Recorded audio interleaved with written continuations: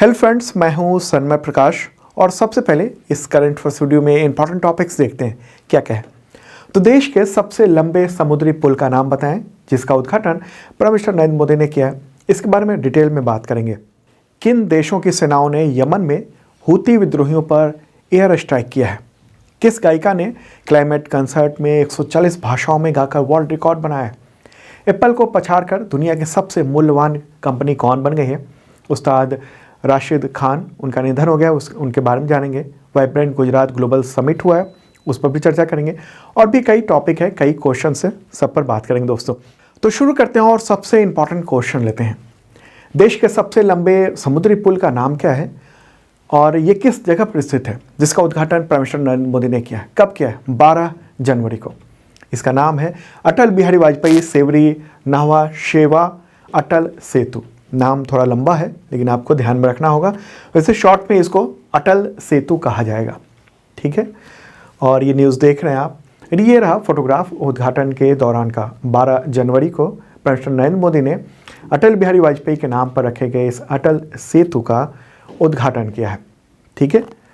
और ये आप फोटोग्राफ देख रहे हैं, शुरू होता है और काफ़ी दूर है, काफ़ी लंबा है और डिटेल आपको मैं बताता हूँ।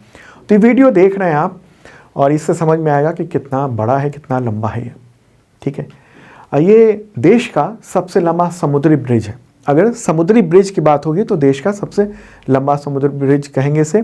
इसकी लागत जो है ना वो 17,840 करोड़ रुपए आई है। लंबाई इसकी 21.8 किलोमीटर है। 6 लेन का है। पुल का जो 16.5 किलोमीटर जो है ना वो हिस्सा समुद्र के ऊपर है और 5.5 किलोमीटर हिस्सा ज़मीन के ऊपर बना हुआ है। अटल सेतु मुंबई से नवी मुंबई को आपस में ये जोड़ता है। इससे क्या फ़ायदा हुआ है आप देख रहे हैं। एक तो पुल कितना लंबा है, ये ड्रोन से खींचा हुआ ये वीडियो है और ये लगातार चलता ही जा रहा है। लगभग 2 घंटे का सफ़र मात्र 15 मिनट में पूरा कर लिया जाएगा क्योंकि ये पुल बना दिया है, शॉर्ट आउट हो गया है। रोज़ाना 70,000 से अधिक गाड़ियों का ट्रैफिक इस पर चल सकता है।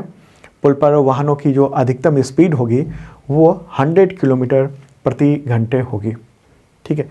और बताऊं, ये दुनिया का 12वां सबसे लंबा समुद्र पर बना हुआ पुल है और मीडिया रिपोर्ट के अनुसार अटल सेतु काफ़ी मजबूत बनाया गया है। भूकंप मतलब अच्छे खासा भूकंप उसको भी झेल सकता है। जो ज्वार भाटे आते हैं उसको झेल सकता है। तेज़ हवाओं का दबाव उसका असर नहीं होगा, ऐसा करना है।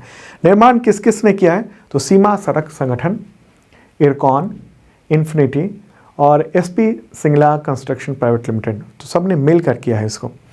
और इसका ही आधारशिला प्राइम मिनिस्टर नरेंद्र मोदी ने रखी थी 2016 में, ओके। और 2024 में 12 जनवरी को इसका उद्घाटन कर दिया गया है। काफ़ी लंबा ये पुल है, देख रहे हैं आप, ठीक है। और ये रात का जो फोटोग्राफ है इस तरीके का नज़र आ रहा है। तो महत्वपूर्ण है आपके एग्जामिनेशन के लिए ये पुल। इसका एक बार और मैं नाम बता दूं डिटेल में। नाम क्या कहेंगे इसको? अटल बिहारी वाजपेयी सेवरी न्हावा शेवा अटल सेतु, ओके। क्लियर होगी बात। तो अगला क्वेश्चन लेते हैं। तिमोर लेस्ते एक देश है, तो उसके राष्ट्रपति पहली बार भारत की यात्रा पर आए हैं। कोई भी राष्ट्रपति हो वहाँ का पहली यात्रा है ये, ओके। तो इस दौरान प्राइम मिनिस्टर नरेंद्र मोदी ने उन्हें किस गठबंधन यानी किस अलायंस में शामिल होने का निमंत्रण दिया है। इनमें से क्या आंसर होगा? आंसर होगा ए बी दोनों, यानी अंतर्राष्ट्रीय सौर गठबंधन यानी इंटरनेशनल सोलर अलायंस ISA और coalition for disaster resilience infrastructure यानी CDRI, हिंदी में कहेंगे आपदा प्रतिरोधी बुनियादी ढांचे के लिए गठबंधन। इन दोनों संगठनों को या कहें अलायंस को भारत ने शुरुआत की थी, नींव भारत ने ही रखी थी, ठीक है। तो ये न्यूज़ देख रहे हैं आप। PM Modi holds bilateral meeting with president of Timor Leste, ठीक है। तो ये फोटोग्राफ रहा, ये रहे हैं तिमोर लेस्ते के प्रेसिडेंट। इनका नाम क्या है? नाम है जोस रामोस होर्टा। क्या नाम है? जोस रामोस होर्टा। तो ये वाइब्रेंट गुजरात जो समिट चल रही है गांधीनगर में, गुजरात में, वहाँ पर हिस्सा लेने पहुँचे और इस दौरान उनकी मुलाकात हुई प्राइम मिनिस्टर नरेंद्र मोदी से। और उस देश के किसी भी राष्ट्राध्यक्ष की ये पहली यात्रा थी, ठीक है। तो दोनों देशों के बीच में द्विपक्षीय वार्ता हुई। तो अब ये देख लेते हैं जो ये देश है तिमोर लेस्ते, वो कहाँ पर है मैप के ज़रिए समझते हैं, क्योंकि अंतर्राष्ट्रीय जगत के मैप समझना बहुत ज़रूरी है। ठीक है, तो ये रहा अपना प्यारा भारत। ठीक है, और उसको देखना होगा तो देखेंगे हम इस तरफ इंडोनेशिया के पास में है और बहुत ही छोटा सा द्वीपीय देश है। इंडोनेशिया का जो एक हिस्सा है यहाँ पर, तो उसी के द्वीप के पास है तिमोर लेस्ते। इंडोनेशियाई द्वीप समूह के ये दक्षिणी किनारे पर ये स्थित है, एशिया में ही है ये। ओके, इसकी राजधानी क्या है? दिल्ली। क्या नाम है? दिल्ली। भारत की राजधानी क्या है? नई दिल्ली या दिल्ली। इसकी राजधानी है दिल्ली। राष्ट्रपति हैं इसके जोस रामोस होर्टा। यहाँ प्राइम मिनिस्टर भी होते हैं, उनका नाम है जानाना गुस्माओ। मुद्रा है यहाँ की, इस जगह की, तिमोर लेस्ते की, US डॉलर। वही लीगल टेंडर है, वही चलता है। और एक सिक्का भी उन लोगों ने खुद का बनाया हुआ है, उसका नाम है पूर्वी तिमोर सेंटावो। केवल सिक्का है और वहाँ पर जो भी खरीदारी लोग करते हैं वो US डॉलर में ही करते हैं। आबादी है इसकी 13 लाख। आधिकारिक भाषा यहाँ की पुर्तगाली और टेटम है। कामकाजी भाषा यहाँ की अंग्रेजी और इंडोनेशियाई है। और तिमोर लेस्ते जो है दुनिया का सबसे युवा देशों में से एक है। ऐसा सवाल भी हो सकता है, सबसे युवा देशों में से एक कौन सा है? सबसे युवा देशों का मतलब क्या हुआ? इसको भी हाल ही में पूर्ण स्वतंत्रता मिली थी, पूर्ण आज़ादी मिली थी। 2002 में इसको पूर्ण आज़ादी प्राप्त हुई थी तिमोर लेस्ते को। इससे पहले कभी इंडोनेशिया के कब्जे में रहा, कभी यूनाइटेड नेशंस ने यहाँ पर अपनी पूरी एक प्रशासन चलाया, यूनाइटेड नेशंस के एक समूह ने, और आखिरकार 2002 में इसको आज़ादी मिली थी, पूर्ण आज़ादी मिली थी। भारत जो है ना वो 2002 में ही तिमोर लेस्ते के साथ राजनयिक संबंध बनाने वाला जो पहले देश थे कई सारे, उनमें से भारत एक था। तो अब एक बार ISA के बारे में भी जान लेते हैं और एक और जो अलायंस है उसके बारे में जान लेते हैं, CDRI के बारे में जान लेते हैं, दोनों के बारे में जान लेते हैं। ठीक है, एग्जामिनेशन के लिए ये महत्वपूर्ण है। तो ये देखिए, अंतर्राष्ट्रीय सौर गठबंधन एक संधि आधारित अंतर्राष्ट्रीय ये इंटर गवर्नमेंटल ये ऑर्गेनाइजेशन है। मकसद यही है कि सौर ऊर्जा के क्षेत्र में बदलाव लाना। मुख्यालय हरियाणा के गुरुग्राम में स्थित है। गठन कब हुआ था? 30 नवंबर 2015 को भारत और फ्रांस ने मिलकर किया था पेरिस में। मुख्यालय फिर गुरुग्राम में हुआ। ISA का मकसद है ढेर सारे सौर ऊर्जा को बेहतर ढंग से उसको यूज़ करना, जीवाश्म ईंधन पर निर्भरता जो है वो कम करना और सौर ऊर्जा की ओर पहुंचना, सौर ऊर्जा को बहुत ही सुविधाजनक बनाना, सुनिश्चित करना। ओके, और पर्यावरण अनुकूल भविष्य के लिए इसको और विस्तार देना ये। और एक और संगठन है CDRI यानी coalition for disaster resilient infrastructure. मतलब कि जो आपदा आती है, भूकंप आया या और भी जो बहुत सारी आपदाएं होती हैं, तो उससे प्रतिरोधी जो बुनियादी ढांचे इंफ्रास्ट्रक्चर है वो उसको लेकर है एक गठबंधन। ये इंटरनेशनल अलायंस है, भारत के नेतृत्व में ये अलायंस है, जलवायु अनुकूल पहल है ये। और इसमें कई सारे देश हैं, इसके अलावा संयुक्त राष्ट्र है, उसकी एजेंसियां हैं, और जो डेवलपमेंट बैंक है कई सारे, वो सब इसमें शामिल हैं। कई शैक्षणिक संस्थाएं इसमें शामिल हैं। इस अलायंस की जो शुरुआत है ना CDRI की, वो प्राइम मिनिस्टर नरेंद्र मोदी ने 2019 में की थी। अपने संयुक्त राष्ट्र जलवायु शिखर सम्मेलन के दौरान जो भाषण दिया था उन्होंने, उसी के दौरान। आगे बढ़ते हैं, अगला क्वेश्चन लेते हैं और ये बहुत ही महत्वपूर्ण है। 2 देशों ने मिलकर यमन में बहुत बम बरसाए। ठीक है, तो कौन कौन से देश है इस पर बात करेंगे, डिटेल में बात करेंगे। उससे पहले आपको इन्फॉर्म कर दूं कि करंट अफेयर्स की तैयारी अगर आप करना चाहते हैं तमाम एग्जामिनेशंस के लिए, तो उसके लिए मेंबरशिप प्लान है, आप देख सकते हैं। बेसिक मेंबरशिप प्लान है, BPSC मेंबरशिप प्लान है और UPSC मेंबरशिप प्लान है। तो सब के लिहाज से, अलग अलग एग्जामिनेशंस के लिहाज से ये प्लान बनाया हुआ है। मेंबरशिप प्लान 1 साल का होता है और इसके ज़रिए आपके एग्जामिनेशन के करंट अफेयर्स की तैयारी शानदार होती है। इसमें करंट अफेयर्स का PDF मिलता है अलग अलग तरह का, डेली, वीकली, मंथली, क्वार्टरली, अलग अलग एग्ज़ाम के लिहाज से। ओके, और वो कई तरह के होते हैं, जैसे 1 लाइनर, MCQ नोट्स होता है। टेस्ट जो है ना वो करंट अफेयर्स का डेली, वीकली, मंथली होता है। इसके अलावा तमाम एग्जामिनेशन के टेस्ट सीरीज़ भी अवेलेबल हैं। और जो लोग बीपीएससी, यूपीएससी की तैयारी करते हैं उनके लिए स्पेशल मेंबरशिप प्लान भी है। 1 साल तक का ये मेंबरशिप प्लान है। इसके ज़रिए क्या होगा कि पिछले 2 साल तक का करंट अफेयर्स का सारा कंटेंट आपको मिलेगा, पीडीएफ, टेस्ट वगैरह सब कुछ। और अगले 365 दिनों तक, अगले 1 साल तक आपको करंट अफेयर्स की तैयारी के लिए जो वीडियो है और स्पेशल वीडियोस भी मिलेंगे अलग अलग राष्ट्रीय अंतर्राष्ट्रीय मुद्दे पर विशेषज्ञों के द्वारा। ठीक है, तो देखिएगा ज़रूर, इस वीडियो के डिस्क्रिप्शन में ऐप का लिंक दे दिया गया है। ओके, और ऐप जो है वो नया बनाया गया है। पिछला जो ऐप था उसमें बहुत सारे इशू हो रहे थे, लोगों को दिक्कतें हो रही थी, टेक्निकल कई सारी वजह थी और लोड इतना ज़्यादा हो गया था, करीब 2 लाख के आसपास जो स्टूडेंट थे, उसकी वजह से वो ऐप चल नहीं पा रहा था पुराना वाला। तो हमें अब अपग्रेड करना पड़ा है, नया ऐप लॉन्च, मतलब वो आ चुका है, लिंक नया ऐप का है। तो जो पुराने स्टूडेंट हैं ना, जिन लोगों ने मेंबरशिप लिया हुआ है, उनका डेटा उस पर डाला जा रहा है। ठीक है, तो अभी जो जिन लोगों ने पहले से मेंबरशिप लिया हुआ है वो अब पुराना ही ऐप अभी यूज़ करें। अगले 1 हफ्ते में मैं अपडेट दूंगा, फिर नए ऐप पर आप सब लॉगिन हो पाएंगे जिन लोगों ने पहले से मेंबरशिप लिया हुआ है। ठीक है, तो नया ऐप बहुत ही शानदार है, बहुत ही फास्ट है और उसमें लाइव वीडियो वगैरह सब कुछ, मतलब हर चीज़ की सुविधाएं हैं। ठीक है, देखिएगा ज़रूर, इस वीडियो के डिस्क्रिप्शन में मैंने उसका लिंक दे दिया है। तो आगे बढ़ते हैं दोस्तों, अगला क्वेश्चन लेते हैं। लाल सागर यानी रेड सी में जहाज़ों पर हमले का बदला लेने के लिए किन देशों की सेनाओं ने यमन में हूती विद्रोहियों के इलाके में एयर स्ट्राइक किए हैं? मतलब धुआं धुआं कहते हैं ना, कर देना, वही हुआ है। आंसर है इसका यूएसए और ब्रिटेन, यानी अमेरिका और ब्रिटेन।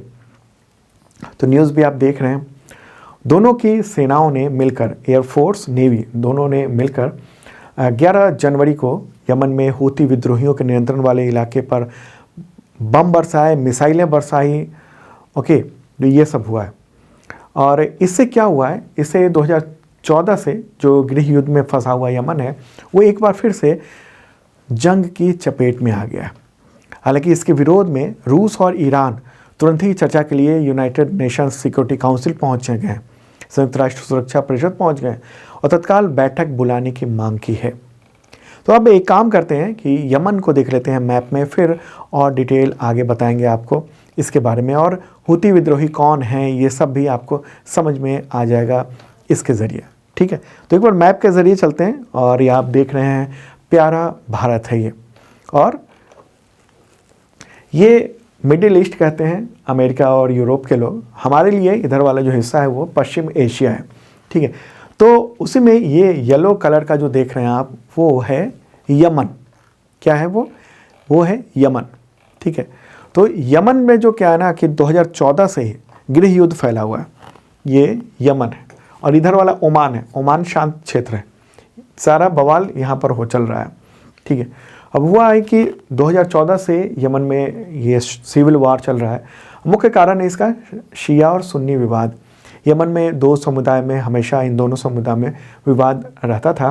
हालांकि 2011 में जब अरब की क्रांति हुई थी ना, अरब स्प्रिंग की शुरुआत हुई, उसके बाद से यहाँ पर गृह युद्ध जो है ना वो हो गया।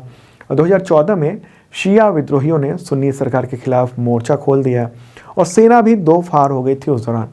तो वहाँ जो अलगाववादी हुए वो हूती, वो इसके ज़्यादातर दक्षिण के इलाकों में पूरा लामबंद हो गए हैं। और इससे क्या हुआ, देश का बड़ा हिस्सा हूतियों के कंट्रोल में हो गया है। हूती विद्रोही कहते हैं।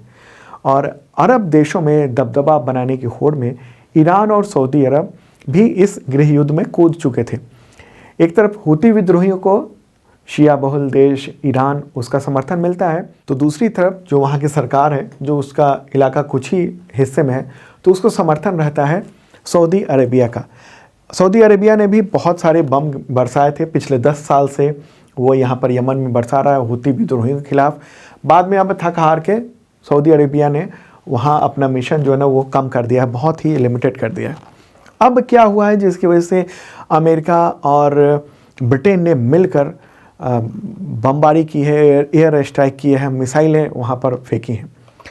तो देखिए, एक तो बताऊं कि बीबीसी ने ये कहा है कि अमेरिकी एयरफोर्स के हवाले से कहा है कि 16 लोकेशंस पर जो राजधानी वहाँ की यमन की सना है, तो वहाँ पर भी उसको लेकर टोटल 16 लोकेशन पर 60 टारगेट किए गए थे। अमेरिकी राष्ट्रपति जो बाइडन ने हमले का आदेश दिया था और इसी के बाद हूतियों के खिलाफ कार्रवाई शुरू हुई है। बाइडन ने यह कहा कि यमन में हूती विद्रोहियों के खिलाफ एक्शन हर हाल में ज़रूरी है, क्योंकि यहाँ पर जहाज़ों पर हमले लगातार हुए हैं और उसका बदला लेना बहुत ज़रूरी है। हालांकि हूतियों ने अब कहा है कि अमेरिका ने जो अटैक किया है ब्रिटेन ने, उसके बाद वो लाल सागर पर अपना हमला जारी रखेंगे। तो यहाँ पर हम लोग देख रहे हैं कि पिछले कुछ सालों में हूतियों के खिलाफ किया गया अमेरिका का ये पहला अटैक है। न्यूज़ एजेंसी रॉयटर्स ने ये कहा है कि यमन में जो किए जा रहे हैं हमले, उसमें अमेरिका की सेना, इसके अलावा ब्रिटेन की सेना तो है, साथ में ऑस्ट्रेलिया, बहरीन, कनाडा और नीदरलैंड वो भी साथ में आया है। उसकी सेना नहीं है लेकिन उसका समर्थन वहाँ पर है। ठीक है, हो सकता है आगे उसकी सेना भी, इन देशों की भी सेना आ जाए। ओके, तो ये जो स्थिति हुई है ये क्यों हुई है, आखिर क्यों, अमेरिका ने क्या कहा है? एक तो आपने समझा कि जो जहाज़ पर हमले हो रहे हैं। अभी देखिए मैप में आप देख रहे हैं कि ये है लाल सागर, यहाँ से लेकर और तकरीबन यहाँ तक। ठीक है, ये लाल सागर है, फिर इधर अरब सागर हो जाता है। अब लाल सागर में यहाँ से जो भी कोई जहाज़ जा रहा है उस पर सीधी नज़र हूती विद्रोहियों की है, और इसे जरा भी अगर शक हो रहा है कि ये जो जहाज़ है वो इज़राइल से कनेक्टेड है, उसका कोई ना कोई लेना देना इज़राइल से है, तो उन जहाज़ों पर मिसाइल दाग दे रहा है, अपनी तरफ से बम दाग दे रहा है। ओके, जैसे अभी हाल ही में जो देखने को मिला दिसंबर के आखिरी सप्ताह में कि भारत की ओर आ रहे 2-3 जहाज़ों पर हमले हुए हैं। ठीक है, एक यहाँ इस जगह पर हमला किया गया, दूसरा यहाँ हमला किया गया, तीसरा इस जगह पर हमला किया गया। और उनमें से एक जहाज़ को जो है वो टारगेट निशाना मतलब बिल्कुल सटीक हुआ था और वहाँ उसको नुकसान हुआ था, एक जहाज़ को थोड़ा बहुत नुकसान हुआ। ठीक है, तो इसी का बदला ले रहे हैं। ओके, वैसे ये जो मुद्दा है ना, ये पूरा ही अंतर्राष्ट्रीय विषय को लेकर एग्जामिनेशन के लिए इम्पॉर्टेंट है। इस पर हम एक विशेषज्ञ के साथ डिटेल में चर्चा करेंगे, वो अलग से आपको वीडियो देखने को मिलेगा। तो हूती विद्रोही क्यों यहाँ पर हमला कर रहे हैं, इन जहाज़ों पर हमला कर रहे हैं? आपने ये तो समझा कि अमेरिका ने इस पर हमला किया क्योंकि यहाँ जो जहाज़ जा रहे हैं उस पर ये हूती वाले यहाँ मिसाइल दाग दे रहे हैं। हूती को क्या ऐसा पड़ा है? हूती दरअसल क्या है ना, वो यहाँ जो इज़राइल है, ये इस जगह पर, ये इज़राइल है इस जगह पर, और यहाँ पर आप देख रहे हैं गजा है। ठीक है, तो गजा पर जो हमला हुआ है इज़राइल के द्वारा, तो इसके खिलाफ है हूती विद्रोही। हूतियों का कहना है कि वहाँ कत्लेआम किया जा रहा है इज़राइल के द्वारा, वो रोका जाए, नहीं तो हम तो हमला करते रहेंगे। और इसका नतीजा बहुत ही मतलब खतरनाक सा और भयानक सा हो रहा है। क्या हो रहा है? एक तो ये हो रहा है कि जहाज़ जो है ना वो इधर ना आके वो पूरा अफ्रीका का चक्कर लगा के वहाँ से और इस तरफ आ रहे हैं, हिंद महासागर की ओर आ रहे हैं। ऐसे में खर्चा बहुत बढ़ रहा है। जो सामान है अंतर्राष्ट्रीय तौर पर, जो शिपिंग के कॉस्ट हैं वो ज़्यादा बढ़ रहे हैं, इसलिए इससे महंगाई तमाम देशों में वो बढ़ने का खतरा है। ठीक है, जो यहाँ से इस तरफ से चले आ रहे थे, इधर इजिप्ट के ये जो कनाल है वहाँ से निकल के आ रहे थे, अब वहाँ से ना होकर पूरा चक्कर लगा के तब इधर आ रहे हैं। तो ये स्थिति है। इस पर मैं एक स्पेशल वीडियो भी बनाऊंगा विशेषज्ञ के साथ बात करके, 2-3 दिन में आपको मिल जाएगा वो वीडियो। ओके, और वो लाइव होगा ऐप पर। ठीक है, जो BBSC और UPSC का जिन लोगों ने मेंबरशिप लिया हुआ है उनके लिए भी। चलिए आगे बढ़ते हैं दोस्तों, अगला क्वेश्चन लेते हैं, महत्वपूर्ण क्वेश्चन। दक्षिण अफ्रीका ने किस देश पर गजा में नरसंहार का आरोप लगाकर इंटरनेशनल कोर्ट ऑफ जस्टिस यानी ICJ में केस दायर किया है, सुनवाई हुई है उस पर? आंसर है इज़राइल। इज़राइल पर यह मुकदमा दर्ज करवाया है दक्षिण अफ्रीका ने, और 11 जनवरी को इस पर सुनवाई भी हुई है। 12 को भी मतलब 2 दिनों की सुनवाई होनी है। तो दक्षिण अफ्रीका ने इज़राइल पर गजा में नरसंहार का आरोप लगाया है और मांग की है कि संयुक्त राष्ट्र की जो शीर्ष अदालत है यानी ICJ, वो फ़िलिस्तीनी इलाके में इज़राइल के विनाशकारी सैन्य अभियान को आपातकालिक रूप से निलंबित यानी रोकने का आदेश दे। 15 जजों की जो टीम है ना वो सुनवाई कर रही है। इस पर इजराइल का जो विदेश मंत्रालय है उसने रिएक्ट किया है, कहा है कि ये दोहरा व्यवहार है, दोहरा रवैया है। अगर हमास के लोग हमें मार रहे हैं तो क्या वो नरसंहार नहीं है? तो ये कहा है कि हम जो है वो उन हमलावरों को मार रहे हैं, लेकिन क्या हुआ है, साउथ अफ्रीका और उसके साथ कई सारे देश भी आए हैं उसके साथ, वो कह रहे हैं कि हम चुप नहीं रहेंगे, ये जो नरसंहार हो रहा है उसका उस पर। इस बीच अमेरिका भी आया। अमेरिका के विदेश मंत्री एंटनी ब्लिंकन ने कहा है कि हम ये चाहते हैं कि इस समस्या का जो हल है वो निकाला जाए, और अच्छा ये होगा कि फ़िलिस्तीन देश के बारे में विचार किया जाए, उसको डेवलप किया जाए। ठीक है, तो ICJ के बारे में जान लेते हैं। ICJ एक इम्पॉर्टेंट ऑर्गेनाइजेशन है। ठीक है, संयुक्त राष्ट्र के जो प्रिंसिपल ऑर्गेनाइजेशंस हैं, 6 प्रिंसिपल जो ऑर्गन्स हैं, जैसे general assembly, security council, economic and social council, trusteeship council, secretariat और है इंटरनेशनल कोर्ट ऑफ जस्टिस। तो उसका ये एक मेन पार्ट है। ठीक है, जो 6 प्रिंसिपल ऑर्गन्स हैं यूनाइटेड नेशंस के उसके। ओके, तो एक बार देख लेते हैं ICJ के बारे में, समझ लेते हैं और फिर और बातें करेंगे, इसके बारे में डिटेल बताएंगे आपको। ठीक है, तो ये कहाँ पर स्थित है? तो इसका मुख्यालय द हेग में है, नीदरलैंड में। तो इस मैप को देखते हैं और द हेग चलेंगे। ये रहा अपना प्यारा भारत। तो नीदरलैंड जो ना वो यूरोप में है। यूरोप में यहाँ पर आप देख रहे हैं जर्मनी के पास में। ठीक है, तो इसी में जगह का नाम है द हेग। तो वहीं पर द हेग में ये वाली जो बिल्डिंग देख रहे हैं आप, ये है ICJ, international court of justice. इसकी स्थापना कब हुई थी? 26 जून 1945 को, 26 जून 1945 को हुई थी। ठीक है, और उसके बाद से ये अंतर्राष्ट्रीय जो क्रिमिनल मामले हैं उस पर सुनवाई करता है। अब सवाल ये है कि क्या ICJ का फैसला बाध्यकारी होता है क्या? देखिए, इस कोर्ट के पास अपना कोई आदेश पालन करवाने के लिए कोई व्यवस्था नहीं है। पहले भी कई बार ऐसे मामले देखे गए हैं जब देशों ने ICJ के आदेश का उल्लंघन किया है, मना कर दिया है। फैसला नहीं मानने पर क्या होता है, जो ICJ है वो सिक्योरिटी काउंसिल में संबंधित देशों पर दबाव डलवाता है। लेकिन अब क्या है, सिक्योरिटी काउंसिल में जिनके पास वीटो पावर है, जैसे चीन है, रूस है, ठीक है, तो उनके पास वीटो पावर है, अक्सर इन आदेशों को वहाँ दरकिनार कर दिया जाता है। तो एक इंटरनेशनल, अच्छा, जब इतनी बात पता है कि ये बाध्यकारी नहीं होता है, तो फिर यहाँ पर क्यों दक्षिण अफ्रीका गया है? देखिए, इससे क्या है ना, इससे मैसेज जाता है कि इंटरनेशनल कोर्ट ऑफ जस्टिस यानी अंतर्राष्ट्रीय अपराध न्यायालय में ये पूरा मामला गया है, और उसका जो अगर कोई फैसला होता है इस पूरे मसले पर, तो उससे एक माहौल बनता है। ठीक है, तो ये हुआ, दक्षिण अफ्रीका गया। दक्षिण अफ्रीका के राष्ट्रपति कौन है? सिरिल रामाफोसा है। और इजराइल का मामला है, इजराइल के प्राइम मिनिस्टर कौन है? Benjamin Netanyahu. ओके, तो मुझे लगता है पूरी बात आप समझ चुके होंगे। चलें अब आगे बढ़ते हैं। अच्छा, इसी बिल्डिंग में परमानेंट कोर्ट ऑफ आर्बिट्रेशन भी है ICJ के साथ साथ। आगे बढ़ते हैं दोस्तों, अगला क्वेश्चन लेते हैं। गांधीनगर में vibrant Gujarat global investors summit के 10वें संस्करण का उद्घाटन किसने किया है? आंसर का प्राइम मिनिस्टर नरेंद्र मोदी, उन्होंने इसका उद्घाटन किया है 10 जनवरी को।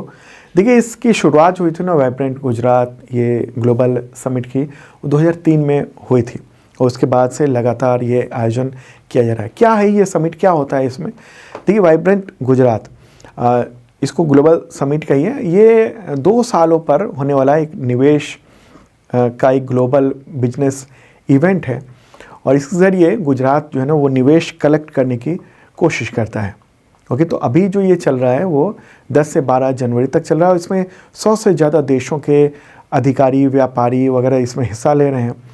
और आयोजन तो गुजरात की राजधानी गांधीनगर में हुआ है। ठीक है, और इस बार 34 भागीदार देश भी हैं। ओके, भागीदार देश। तो इस आयोजन में बहुत सारे उद्योगपति हैं, उन सब ने अपनी अपनी बातें कही हैं। कहा है कि हम गुजरात में निवेश करेंगे। जैसे रिलायंस इंडस्ट्री के जो चेयरमैन हैं मुकेश अंबानी, उन्होंने कहा कि अगले 10 साल में वो राज्य में निवेश जारी रखेंगे, और 2030 तक गुजरात की जो टोटल ग्रीन एनर्जी है उसकी खपत का आधा हिस्सा उनकी कंपनी द्वारा उत्पादित किया जाएगा। ग्रीन एनर्जी की बात हो रही है। ठीक है, अडानी ग्रुप ने भी उसके जो चेयरपर्सन हैं गौतम अडानी, उन्होंने कहा कि अगले 5 साल में 2 लाख करोड़ रुपए का इन्वेस्टमेंट करेंगे। ठीक है, इसके अलावा टाटा सन्स की जो चेयरपर्सन हैं एन चंद्रशेखरन, उन्होंने कहा कि गुजरात के धोलेरा में एक बड़ी सेमीकंडक्टर फैब्रिकेशन सुविधा उसको बनाया जा रहा है और निर्माण कार्य 2024 में इसी साल के अंत तक शुरू होने की उम्मीद है। मारुति सुजुकी जो जापानी ऑटो निर्माता जो है सुजुकी, ठीक है, तो जब मारुति सुजुकी के चेयरपर्सन तोशिहिरो सुजुकी, उन्होंने भी कहा है कि गुजरात में वो सेकेंड कार प्लांट उसके निर्माण के लिए 35,000 करोड़ निवेश करने जा रहे हैं। ठीक है, जो वहाँ से हर साल 10 लाख यूनिट कारें, यानी 10 लाख कारें वहाँ से उत्पादन होगा। ठीक है, और भी कई सारे तमाम जो उद्योगपति हैं वो सब पहुँचे थे। और एक और बात कि इकोनॉमिक टाइम्स ने एक न्यूज़ भी छापा है, उसमें ये लिखा है कि गुजरात जो है ना वो पेट्रो राजधानी के रूप में उभर रहा है। जामनगर में दुनिया की सबसे बड़ी तेल रिफाइनरी है। भरूच ज़िले में भरूच ज़िले का जो दहेज इलाका है वहाँ पर OPL पेट्रोकेमिकल परिसर है। तो बड़े पैमाने पर रिफाइनरी वगैरह हो रही है और वहाँ की क्षमता बहुत ज़बरदस्त है। तो ऐसे में इसको ये कहा जा रहा है अब पेट्रो राजधानी गुजरात को देश का। आगे बढ़ते दोस्तों, अगला क्वेश्चन लेते हैं। क्वेश्चन होगा, आंसर तो आपने देख ही लिया। चलिए, किस राज्य ने 2026-27 तक 500 अरब डॉलर की अर्थव्यवस्था बनने का लक्ष्य रखा है? आंसर गुजरात। ठीक है, गुजरात के जो चीफ मिनिस्टर हैं भूपेंद्र पटेल, उन्होंने ये ऐलान किया है, कहा कि उनकी सरकार ने ये कोशिश कर रखी है कि ये हम टारगेट अचीव करेंगे। भारत की GDP में 10% योगदान देंगे और ये लक्ष्य रखा गया है कि हम 500 बिलियन की अर्थव्यवस्था बनाएंगे 2027 तक। ठीक है, 26-27 तक। द हिंदू ने इस पूरे मामले पर लिखा है कि गुजरात जो है ना वो राष्ट्रीय सकल घरेलू उत्पाद यानी GDP का 8.3% योगदान देता है। काफ़ी अच्छा खासा योगदान है उसका। अगला क्वेश्चन, उस्ताद राशिद खान, उनका निधन हो गया 9 जनवरी 2024 को। तो वो इनमें से क्या थे, क्यों पॉपुलर थे? आंसर होगा गायक और संगीतकार वो थे। संगीत सम्राट के तौर पर उनको कहा जाता था उस्ताद राशिद खान। तो उनका निधन हो गया प्रोस्टेट कैंसर की वजह से। मात्र 55 ईयर के थे, 55 साल के थे। बहुत सारे उनके पॉपुलर गाने हैं, जैसे उनमें से एक जो गाना है आओगे तुम कब साजना, ठीक है, ये गाना है। और भी ढेर सारे गाने हैं उनके। वो उत्तर प्रदेश के बदायूं में उनका जन्म हुआ था। प्रारंभिक प्रशिक्षण अपने नाना उस्ताद नासिर हुसैन खान उनसे ली थी।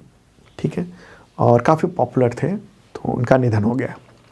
आगे बढ़ते हैं दोस्तों, अगला क्वेश्चन लेते हैं। भारत के किस सिंगर ने, गायिका ने क्लाइमेट कंसर्ट में 140 भाषाओं में गाने का गिनीज वर्ल्ड रिकॉर्ड बनाया है? आंसर का सुचिता सतीश। क्या नाम है? सुचिता सतीश। और ये न्यूज़ भी आप देख रहे हैं। तो ये जो रिकॉर्ड है ना वो उन्होंने दुबई में बनाया है, संयुक्त अरब अमीरात में। वहाँ पर कंसर्ट फॉर क्लाइमेट आयोजन किया गया था। मूलतः वो केरल से हैं। 9 घंटे में 140 भाषाओं में गाकर एक रिकॉर्ड उन्होंने बनाया है। तो 140 भाषाओं में गाने का उद्देश्य क्या है? देखिए, अभी जो COP28 का शिखर सम्मेलन हुआ उसमें भाग लेने वाले 140 देश थे। तो एक तरह से रिप्रेजेंट किया उन्होंने कि ये 140 देश थे, और चूँकि क्लाइमेट की बात हो रही है तो इसलिए वो इतनी भाषाओं में गा रही हैं। अगला क्वेश्चन लेते हैं। एप्पल को पछाड़कर जनवरी 2024 में दुनिया की सबसे मूल्यवान कंपनी कौन बन गई है?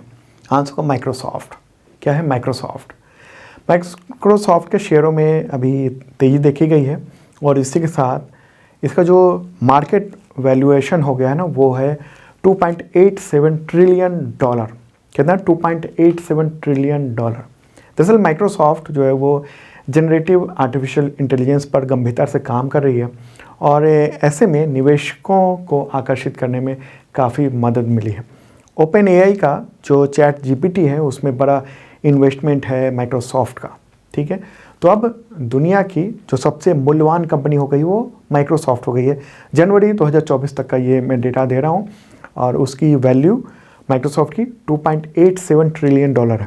सेकेंड स्थान पर एप्पल है, तो उसका भी 2.87 है, लेकिन उससे थोड़ा सा कम है, 2.87 ट्रिलियन डॉलर उसी के आसपास है, लेकिन माइक्रोसॉफ्ट से कम है।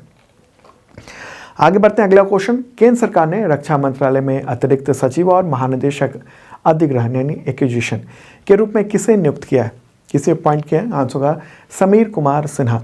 केंद्रीय कैबिनेट की जो अपॉइंटमेंट कमेटी है, तो उसी ने इस नियुक्ति को मंजूरी दी है। 1994 बैच के वो IAS अधिकारी हैं। ओके, तो ये है बात। तो दोस्तों ये था इंपॉर्टेंट करंट अफेयर्स। कैसा लगा कमेंट बॉक्स में आप बता सकते हैं। ओके, और कल है संडे को वीकली करंट अफेयर्स आता है, उसे भी देखिएगा ज़रूर। Okay, bye.